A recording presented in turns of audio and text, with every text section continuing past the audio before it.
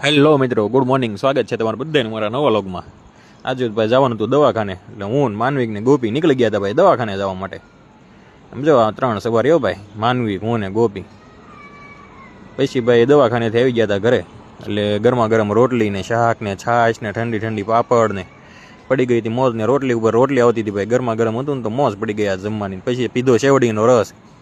હા, કુદરતી કહુંબો કહેવાય એવો. ને આ જો મૂછું બને આ પીવી ને એટલે ઠંડક મળે ભાઈ ફૂલ. પછી નીકળી ગયા ભાઈ તડકાના દુકાને જવા માટે. ને જો આ ભાઈ આ બધો માલ છે, આમાંથી સાડી, ડ્રેસ, ચણિયા ચોળી જે બનાવવું હોય બને ભાઈ, આમાં તો કલાકારી ઉપર છે. આવી જજો જેને જે લેવું હોય ભાઈ બિંદાસ. હા, પછી દુકાન મંગલ કરવાનો સમય થઈ ગયો તો દુકાન કરી મંગલ, લાઇટને હું કર્યું બંને પાડ્યું શેટર ને નીકળી ગયા ભાઈ ઘરે જવા માટે. જો આ કાપોદરાનો પુલ હો ભાઈ.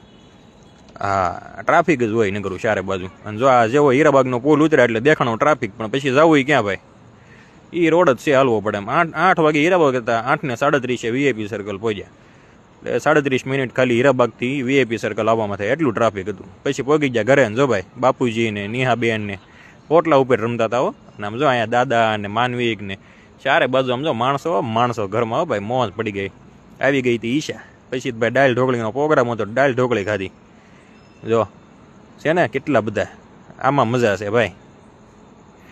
ખાધી દાળ ઢોકળી, ઠંડી ઠંડી છાશ ને મસાલો નાખીનો રાઈસ ને. હા હાલો, મળ્યા કાલે નવા વ્લોગમાં. Bye bye, good night.